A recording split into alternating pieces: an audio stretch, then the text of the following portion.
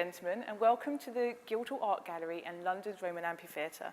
I'm Elizabeth Scott, Head of Guildhall Galleries, and it gives me great pleasure to welcome you today to the gallery and to the amphitheatre here, where you're actually walking at Roman ground level, and we're hoping that we'll entertain you with a series of talks and speeches tonight in what is London's oldest entertainment venue, a mere 2,000 years old. And while I can guarantee there won't be any gladiatorial fights, there may be some executions if any of the speakers run over their talking times, just a warning, okay? Firstly, let me talk briefly about the gallery itself. It comprises a collection of the City of London Corporation, a collection which started in 1670 with the commission of 22 portraits of fire judges. They were men who were appointed to assess compensation claims following the Great Fire in 1666. And so these portraits were the origins of the corporation's collection, and from then on it continued to grow. And today it comprises some 4,000 works of art, which includes oil paintings, works on paper, sculpture, tapestry, and photography. The art gallery first opened to the public in 1886, and it was immensely popular when it opened. There were queues all the way to the Bank of England. However, during the Second World War, during the Blitz, it was destroyed. The site itself was decimated. We lost artworks, and the building was almost entirely destroyed due to the fire. A temporary structure was put on the site, and that was used as an art gallery, but also as a ceremonial space.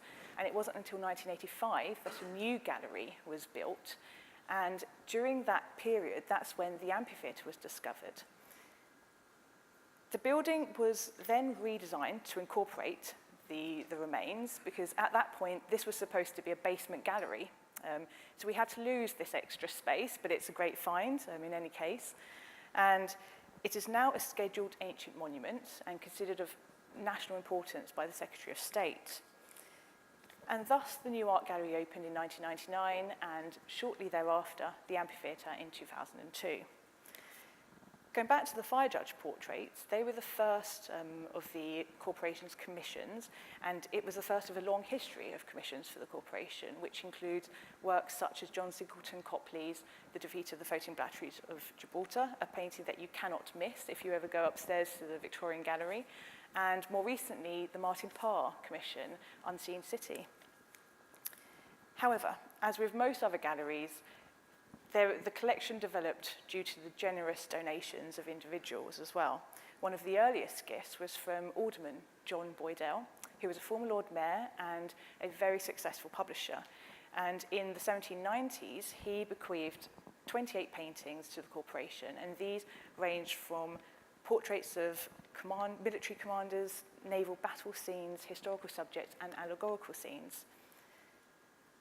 Following Boydell, there were further large bequests. One of them was from Charles Gassio, a city wine merchant, and his wife Georgiana, who donated 127 paintings to the collection, and they now form the core of the Victorian collection.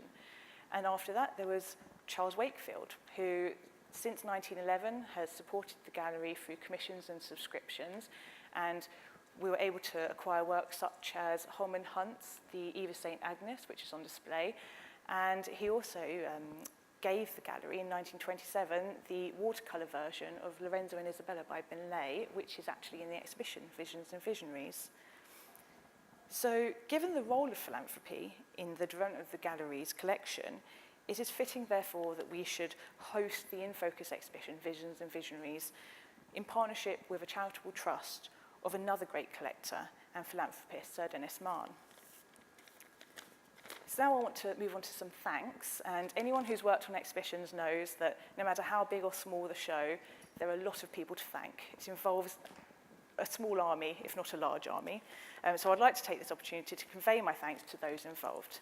First and foremost, I would like to thank the Sir Dennis Mahon Charitable Trust for bringing the exhibition to the gallery and for their kind and generous support. They've been the most wonderful collaborators.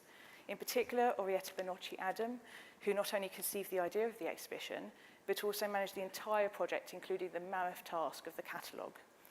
I'm grateful to Suzanne Marriott for arranging the loan of the works on display, particularly St. Dorothy and St. Agnes by Sir Edward Burne-Jones, and for organising this wonderful event. I'd like to thank Flat Time House and the Richard Salton Gallery for their contribution to the exhibition. We are delighted to play host to the artistic movement Techno Medievo and its Age of Future Association. We have a small but significant representation of the association's artists on display in the exhibition, and I'd like to mention in particular Leonardo Pesari, who played a major role in the exhibition installation. I'd also like to thank all of the scholars who have contributed to the catalogue with their fascinating essays, including Luke Ferry, Francesco Gonzalez, and Saskia Rubin. We are particularly grateful to Gareth Bell-Jones and Marcello Pecchioli for their curatorial advice and support. And finally, we owe thanks to the Burlington Magazine and to Chris Hall, who designed the catalogue. So it now gives me great pleasure to introduce Orietta Bonocci-Adam, who will say a few words about the exhibition, and Sir Dennis. Thank you.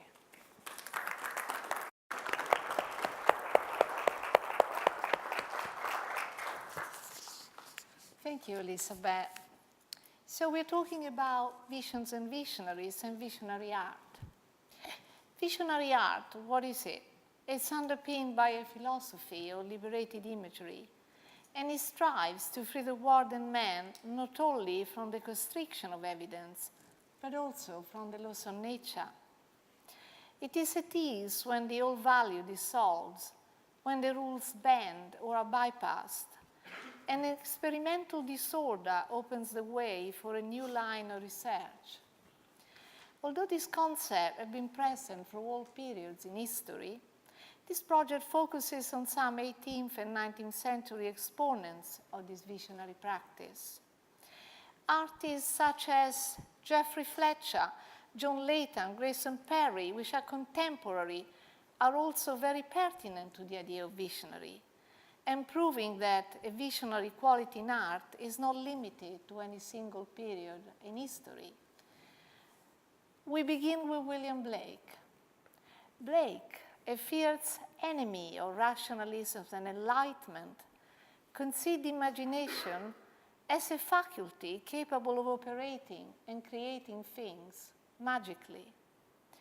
In a series of prints inspired by the poems of Thomas Gray, the Bard, published in 1757, and in the series The Fatal Sisters, Blake gave free rein to his imagination and artistic vision, contributing to the renewal of mythology in British art. Generation after Blake lived the sublime Edward Coley Burne-Jones, one of the most important exponents of the Pre-Raphaelite movement. Burne-Jones rejected the industrial world of the Victorians, looking instead for inspiration from medieval art, religion, myths, legends. Burne-Jones was a visionary, and so was one of his most famous scholars, John Christian. The Sir Dennis Mount Charitable Trust would like to remember John Christian, who was born in 1942 and sadly passed away prematurely in 2006. He was a leading authority on 19th century British art, with an unrivaled knowledge of the life and work of Sir Edward Coley Burne-Jones.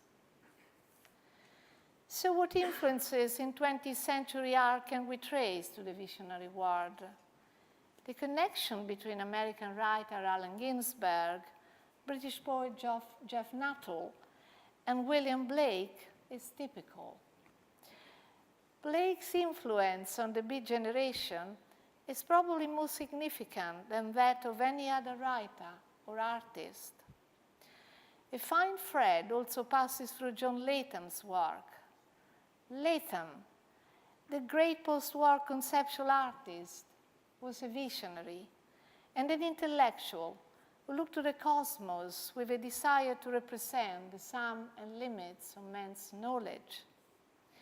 His complex vision, in its restless experimentalism, relates to the artistic movement Techno Medievo and its Bologna-based association, Age of Future, which draws from medieval imagery to devise a new vision of humanity informed by the past. By taking this journey in the exhibition, we pay homage to another grand scholar. one of the most important art historians, collector, and visionary. His intense studies and passion gave him the opportunity to discover and rediscover artists who we thought were lost and works that we thought were missing. This man was Sir Denis Mahon. To pay tribute to him is an attempt to render immortal the mind of a man whose life has been an example to many. Professor Marcello Pecchioli is with us tonight. Hello. Hello. He is the leader and founder of the Bologna-based association Age of Future, a team of conceptual artists which draws from medieval imagery to devise a new vision of humanity informed by the past. As a sort of alternative history, as theoretical physicists would suggest. A sort of parallel to the Middle Ages, both as an illustrated memory and a story narrative. So please welcome Marcello Pecchioli, or Professor P, as his artists call him. Yeah. Okay. Thank you. Thank you.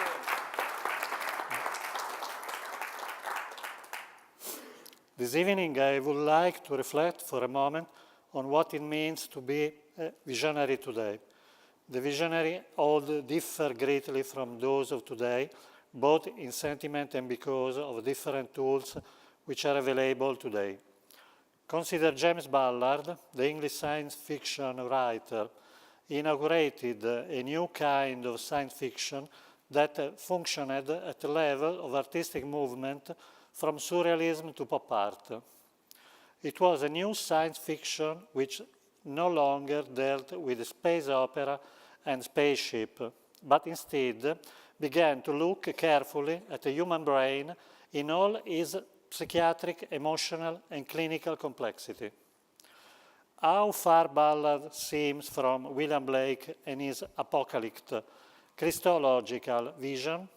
In Blake, restless pantheon of saints, gods, virgin, demons, and angels that were pursued question about ethics and politics. Through his means were different from those of Ballard, however. In Blake, we find the eternal characteristic of visionary and creative intuition. This quality can be found in each epoch of history. So today, perhaps, we live in a time when it's harder to cultivate form of the visionary. I still believe that the flower of creativity still lurks all around us. It can be seen in the artwork on display this evening. We can still recognize visionary creative where it occurs, not just appreciating it, but also seeking to cultivate it.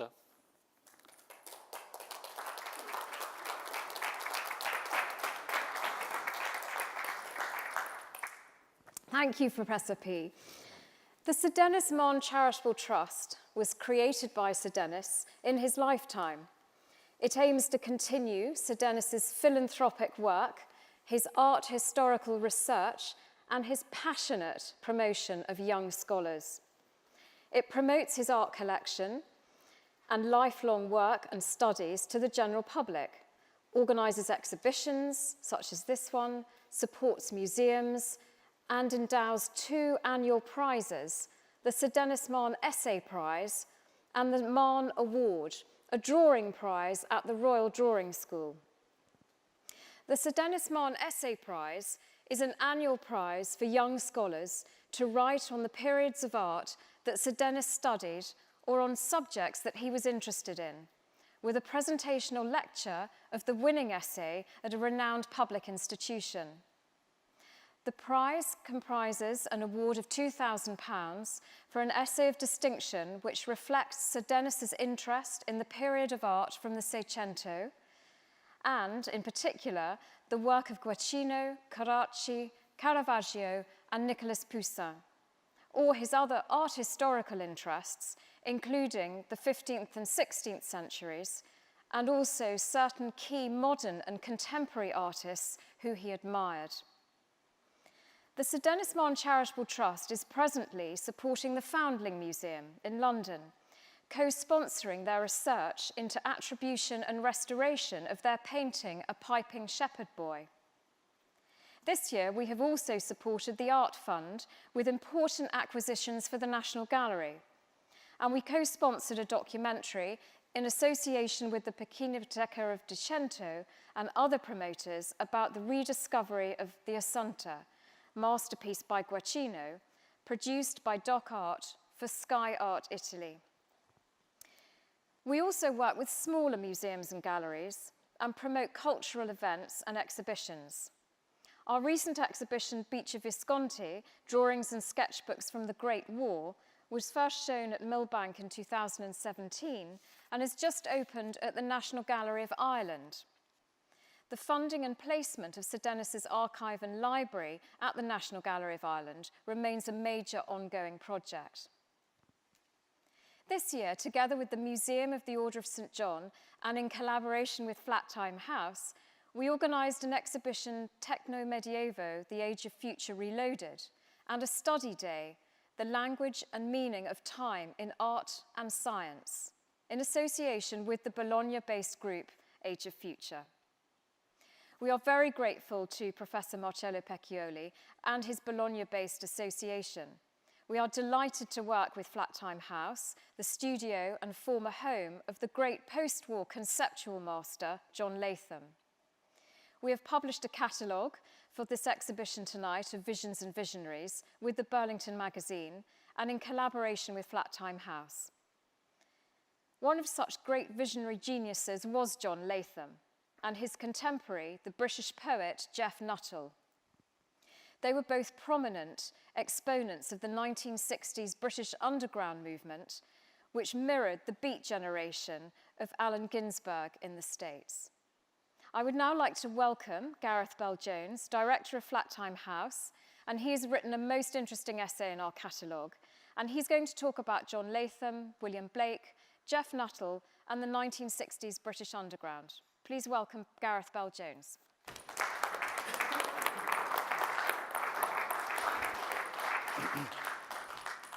Thank you for the wonderful introduction.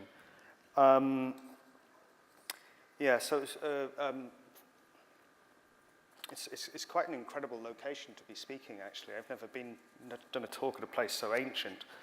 Flattime House has been delighted to collaborate on this wonderful exhibition opening tonight, and for the inclusion of John Latham's amongst such fantastic artistic company. The talk I'm going to give today coincides with the 50th anniversary republication of Geoff Nuttall's book, Bomb Culture, a first-hand account of a unique moment in British cultural history in which provides context for this talk, an exhibition we're currently hosting at Flattime House. In the 1950s and 60s, London underwent a cultural revolution which altered forever the trajectory of contemporary art and gave rise to a radical reformulation of artistic production. United in their distrust of culture, the emerging generation of post-war artists, poets, and writers were searching for new ways of responding to their alienation from the previous generation and the smothering geopolitics of the Cold War. Two figures that encapsulate this chapter of British art through their successive collaborations in the mid-1960s were Geoff Nuttall and John Latham. Geoff Nuttall was an English poet, novelist, actor, painter, sculptor, jazz trumpeter, anarchist sympathizer, and social commentator, with Latham being the radical pioneer of British conceptual art.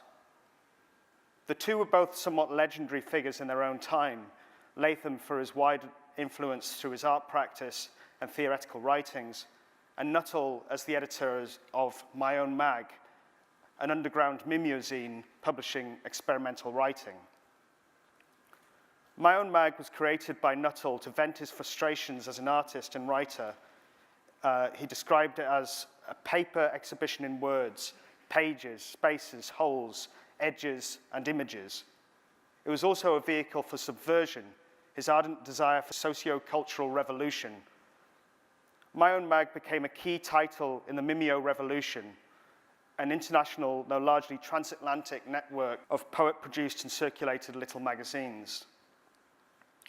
It ran for 17 issues between 1963 and 1966 and featured many British and American underground writers, most significantly serving as a regular outlet for the cut-up experiments of William Burroughs.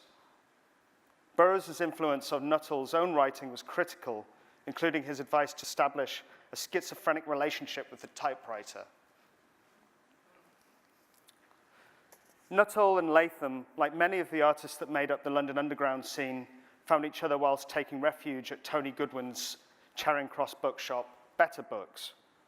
Under the successive management of Bill Butler, Barry Miles, and Bob Cobbing, Better Books became guardian and sanctuary, platform and voice for the explosion of radical gesture in London, providing a meeting space, an ideal generator and voice for a host of avant-garde artists, poets, filmmakers, musicians, and writers. By the mid-60s, Better Books had become one of the hotspots of the London underground scene. It was home to the Better Books Writers' Nights, and the shop's basements began hosting various experimental happenings. In March 1965, it housed a claustrophobic multimedia environment under the name The Stigma. Constructed by Latham and Nuttall, with Crichton Tomazos amongst others, each artist was responsible for a different section, and Latham took charge of the entrance space. This is a later image showing the work on the right. Using old telephone directories and copies of The Economist, Latham constructed valves that participants could squeeze through in only one direction. After passing, they had to continue through the rest of the exhibit. Nuttall recorded much of the activity of this period in this book, Bomb Culture, the commentary on radical counterculture that emerged after World War II. He described this exhibit as follows. The entrance to the Stigma was through 3 valve doorways lined with old copies of The Economist. The last you could just squeeze through, but not back, no return. The corridor this led to was lined with hideous bloody heads, photos of war atrocities, Victorian pornographic cards, tangles of stained underwear, sanitary towels, French letters, anatomical diagrams. The passage narrowed into complete darkness, tin, glass, wet bread, plastic, sponge rubber, then a zigzag corridor of polythene through which you could glimpse your goal, a group of figures. They were gathered round a dentist's chair, which had itself been turned into a figure, with sponge rubber breasts and a shaven head. On the seat of the chair was a bedpan lined with hair and cod's roe. Detergent bubbles sputtered from between the slabs of roe, which remained spluttering and stinking for 4 weeks. Then a corridor of television sets led past the window of Dave Trace's sleazy cafe with its festering meal, also left through 4 weeks, into a replica living room, furnished with choice items of ghastly ornament and sideboard drawer containing human toes. The voices of Alexander Trocchi, William Burroughs, Mike Osborne's alto, and the BBC leaked out and intermingled from concealed loudspeakers. After the living room, a corridor of old clothes, a red cylinder knee-deep in feathers, a vaginal tunnel of inner tubes scented with Dettol through which the public had to crawl to get out, a womb room with plastic abortion nailed to the wall, a plethora of political and religious propaganda, and a beaming photograph of the radio personality Jacob Jacobs. The description is somewhat startling in the present for the particular violence towards women displayed. That the exhibit was entirely produced by men cannot be ignored. In John A. Walker's 1995 monograph on John Latham, written in consultation with the artist, Walker suggests that Latham was hesitant about the show's character and aims, demonstrated by limiting his contribution to the entrance of the space. Nuttall described the exhibit as a plethora of nausea and an angry diagnosis intended to provoke correction. Nuttall sought committed art that would shock people into supporting the pacifist cause of the campaign for nuclear disarmament. In Nuttall's mind, the disturbing contents of the exhibit was presumably intended to highlight the horrors being committed around the world as a result of the Cold War and a suggestion of potential horrors to come. The stigma was in part a critical response to the idealism of an earlier project, Sigma. Alexander Trocky, a poet, novelist, translator, and editor, had proposed Sigma as a wide-ranging project and radical transformation of society. Trocky was originally from Scotland, but had previously lived a bohemian lifestyle in Paris and New York. As a result of his experiences, he knew avant-garde writers such as Samuel Beckett, William Burroughs, and Allen Ginsberg. Here he is with Ginsberg in London, and had helped found the Situationist International in the 1950s. Trocky had proposed the concept of Sigma in a manifesto published in the underground press. He described it as such: Sigma is a word commonly used in mathematical practice to designate all, the sum, the whole. It seemed to fit very well with our notion that all men must eventually be included. This is the first draft. Trocky argued that political attempts at change and the prevalent models for education had failed. In their place should be an invisible insurrection, a cultural revolution to reveal suppressed creativity. He envisaged Sigma as a spontaneous university, a part of an international network of autonomous, unpolitical, economically independent universities. Other situationists found his proposals vague. They described them as a loose cultural venture, subsequently expelling him from the group. Jeff Nuttall was more animated about the idea than the Situationist International. In July 1964, he organized a radical gathering at Braziers Park, a country house in Oxfordshire. This location was not prepared for what came its way. Nuttall describes the occupants as a community of, and I quote, quiet, self-sufficient, middle-class intellectuals, totally square with heavy tones of Quakerism and Fabianism. Those attending the event, besides Trocky, Nuttall, and Latham, included Bob Cobbing, David Cooper, Aaron Esterson, R.D. Lang, Bieber Levrin, Tom McGrath, Joe Schoenstein. The holistic claim of Sigma, its critical attitude towards categorization and hierarchical educational systems, and promise of a new beginning for those methodologies, intrigued Latham and encouraged him to participate. Here's an image of John in the center at Sigma, at Braziers. A couple of days of talks left Latham disillusioned with Sigma. He felt it lacked the coherence of his own concept, event structure, developed by Latham separately and in tandem. Sigma failed to materialize at Braziers Park. The group was too highly individualistic to agree on common aims, logistics, and finances. However, we are left with a record of Latham's work produced at the space. In what has been recorded as a silent act of commentary, Latham got up one morning at 7, spray-painted a large, dense black circle to a wall, and plastered on a book at the very edge of the newly painted perimeter. Nuttall recalls the occasion in bomb culture, melodramatically and with a sense of glee. I quote, "A smell woke me up. On the stairs it was stronger, a cheap scented chemical kind of smell. I expected chaos in the lounge and vaguely intended clearing it up. I opened the lounge door. John Latham met me with a steady, staring eye. There's something about Latham at such moments that is mad beyond madness, a staring, immovable, shocked and shocking inner violence. Latham had taken a book and stuck it to the wall with polyfiller and shot black aerosol all over the book and wall in a big explosion of night. That was the smell. Otherwise, the room was tidy. Until breakfast time, John reassured me that the faithfuls had given him permission to do a mural. Later, it gave cause to serious mental distress to aged community members. That Sunday morning, it stood, overlooking the talk, a stark, beautiful, violent emblem to pure action, the most graphic condemnation possible of our evasive, ineffectual waffle. Latham burned his first Scoob Tower artwork at Braziers Park. His Scoob Tower ceremonies, most of which took place between 1964 and 1968, were controversial performances whereby Latham burned a tower of books.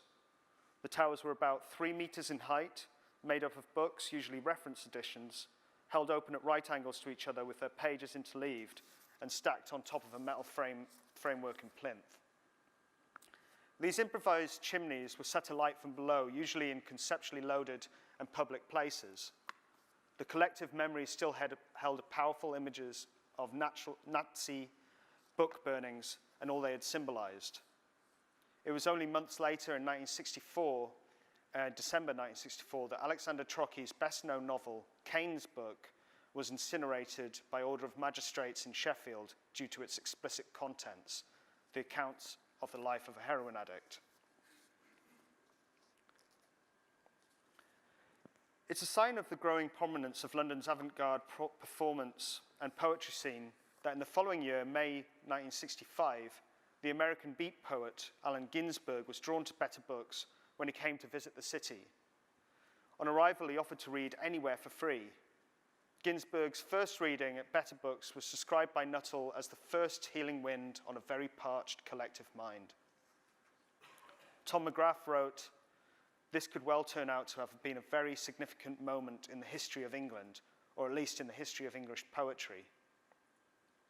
Shortly after the reading at Better Books, plans were made for an international gathering of contemporary poets to include Ginsberg, but also showcase the nascent British underground scene. The first international poetry incarnation took place at the Royal Albert Hall, London, on the 11th of June, 1965. Over 7,000 were in attendance. The event, organized by the filmmaker Barbara Rubin, included readings and other live and tape performances by a variety of artists and poets, all male. On the official list of performers were Pete Brown, William Burroughs, Gregory Corso, John Essam, Harry Fainlight, Lawrence Furlingham, Pablo Fernandez, Allen Ginsberg, Spike Hawkins, Anselm Hollow, Michael Horowitz, Ernst Jandl, and many more, with Trocky, the elder statesman's addled on heroin, acting as compere. The event brought together the beat poetry scene with the new flower power psychedelia in an event that harnessed their shared anti-nuclear and anti-Vietnam sensibilities. In bomb culture, Nuttall acknowledged the moment's significance.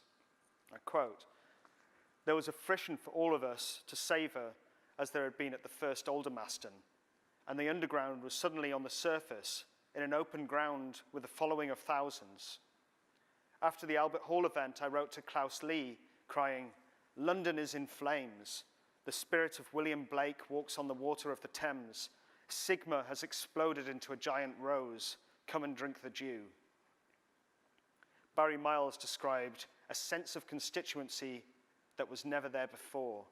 All these people recognized each other, and they all realized they were part of the same scene.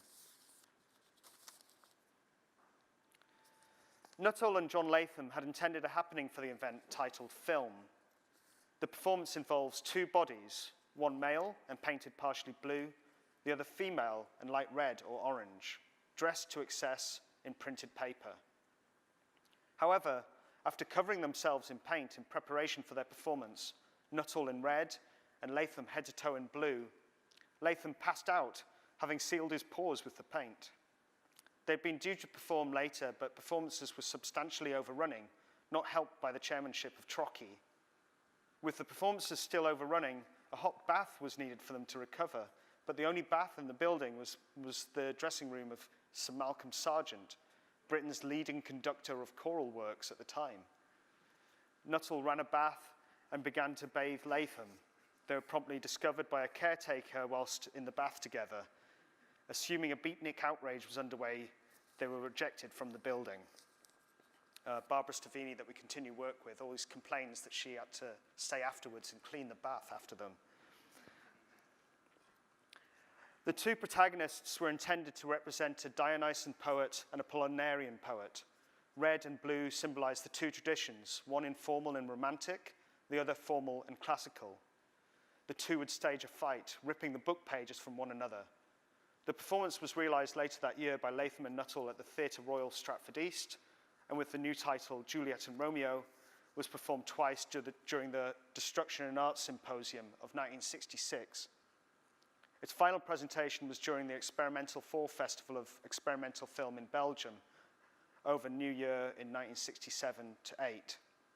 On that occasion, Latham was collaborating with the artist Geoffrey Shaw with costumes including inflatable and pyrotechnic elements. In the subsequent years, Latham's work became increasingly conceptual and theoretical, pulling him away from such crossovers into popular culture. The two were not to formally collaborate again. Nuttall later recalled, I quote, a shift between 1966 and 67 from poetry and art and jazz and anti-nuclear politics to just sex and drugs, the arrival of capitalism. The market saw that these revolutionaries could be put in a safe pen and given their consumer goods. What we misjudged was the power and complexity of the media, which dismantled the whole thing. It brought it up, and this happened in 67, just as it seemed that we'd won. In a time of increasing global instability, we can look back to how artists previously responded to such pressures. The spirit of the collaborations of Latham and Nuttall and this radical chapter of British art allows us to rediscover the artistic freedom that emerges from a rejection of authority and societal expectations. Thank you.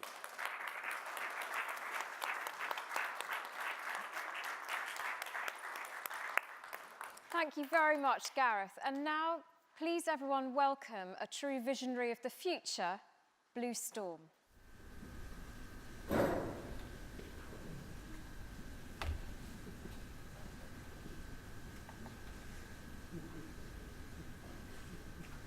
Can you hear me? Blue, can you hear me? Yes, I can hear you. Good. So, give me your hand. Please, give me your hand. I want to come with you. If I'm too fast for you, you can stop me by touching my head. Here, take my hand. I love when you hold my hand.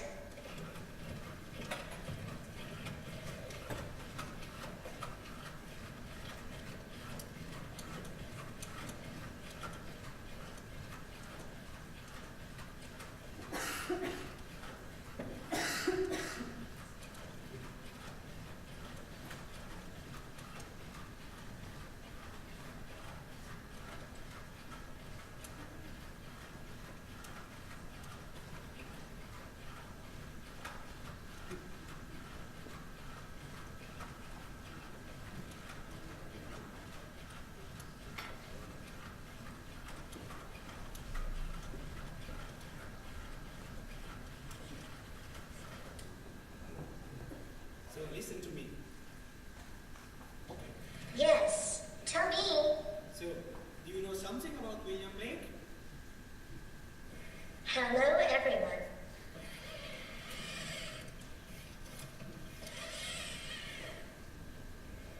I'm Blue Storm and I'm back from an ESA space mission, which allowed me to take a journey through time in the past through a temporary space-time breach that international scientists have artificially built.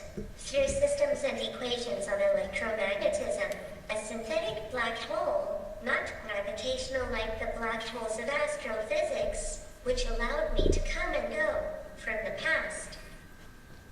They sent me in ancient times, looking for extraordinary men, and I came to England in the 16th century, where William Blake, the extraordinary artist and poet, who you are celebrating with this exhibition Vision and Visionaries, here in London, was alive and working. Blake has played a crucial role in the development of the modern concept of imagination in Western culture. His belief that humanity can overcome the limits placed on her by the five senses is perhaps his greatest legacy. Today, culture has at its disposal powerful tools such as virtual reality, Internet of Things, robotics and artificial intelligence, bio and nanotechnologies, computers, and soon the quantum internet. But at the time of William Blake, he could only rely on his powerful imagination, on a culture of myths and peoples vast and exterminated, upon love for religions, the symbolism, a formidable poetics, excellent and personal pictorial and calligraphic techniques, a superhuman figurative and pictorial ability, and an unparalleled social and poetic inspiration. Perhaps we are facing a first, accomplished, multimedia communication attempt of the time. In The Marriage of Heaven and Hell, he says that if the doors of perception were purified, everything would appear to man as indeed it is, infinite. This phrase that opens the door of perceptions was then resumed, later by visionary writers like Aldous Huxley with his essay The Doors of Perception, but also by artists, poets, musicians like Jim Morrison and his band The Doors, and gave rise, among other things, to what we know as the age of psychedelic reality, 68, the flower power. At the time when the author lived between 1,700 and early 1,800, William Blake had a tumultuous life. He had to live thanks to the donations of his patrons. He was also considered crazy, demented, and anti-clerical, and, despite having published his illuminated books and his illustrations of the Bible, or Canterbury Stories, or the Book of John, he often appeared in quarrel with other artists and printers and editors and critics and writers for the sulfur, nihilistic, iconoclastic quality of his writings. He used the parables and metaphors of the sacred books to build his own personal mythology. He embraced the causes of liberation of the oppressed, of the slaves, of women, of political prisoners, of minorities.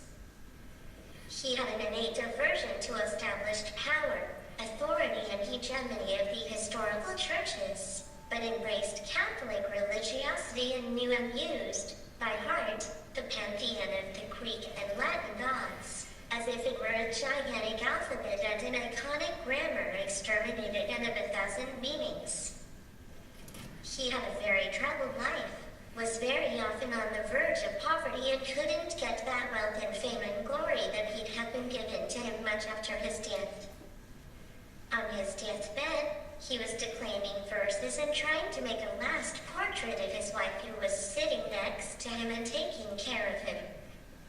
Later, his wife, speaking of his end, would have said that it was like watching the departure of an angel who had left for our return to heaven. His personal philosophy and creativity make him an eternal, imperishable artist who will always be example for any other author, poet, painter who can tread the soil of planet Earth, up to today and even through the centuries. Today we recognize its greatness and its enormous visionary power, almost shamanic and precursor of times and eras in which all his life, his works, and his social behavior, even the most mysterious and ambiguous, find, finally, a sense and a real reconciliation in a world that many centuries after him continues to admire him and to revere him as a master and a universal example. Many thanks to Miss Rita and Miss Suzanne for inviting me, to the staff of the Guildhall Art Gallery for their support, and to all of you for coming to this amazing event.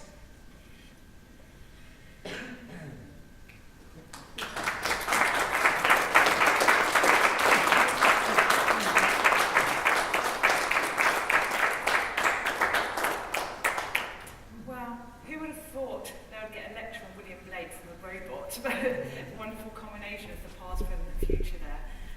I'd like now to invite you to go up the stairs and to get another drink and to see the exhibition before coming back down for some more food.